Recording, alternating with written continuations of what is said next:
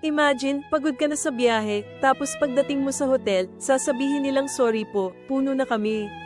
Pero may bukang ka, paano nangyari yan? Hindi ba ito pandaraya? Ang tanong na yan, tinatanong ng marami, at ang sagot ay nasa isang sikreto na ginagamit ng halos lahat ng hotel sa buong mundo. Ang totoo, hindi ito aksidente, isa itong kalkuladong desisyon para kumita ng mas malaki. Alam ng mga hotel na may porsyento ng mga nag-book na hindi talaga susulpot, tinatawag silang no-shows. Kung hindi nila ibebenta ang mga kwartong yan, malaking pera ang mawawala sa kanila, kaya, ibinibenta nila ng higit pa sa kanilang kapasidad. Pero paano nila nalalaman kung ilan ang no-shows? Dito pumapasok ang matematika, partikular ang Poisson distribution. Gumagamit sila ng datos mula sa nakaraan para hulaan kung gaano karaming tao ang hindi darating. Ito'y isang sopistikadong hula na nagpapahintulot sa kanila na mag-overbook nang hindi masyadong marami ang naiwang walang kwarto. Kaya, hindi ito swerte lang, kundi agham.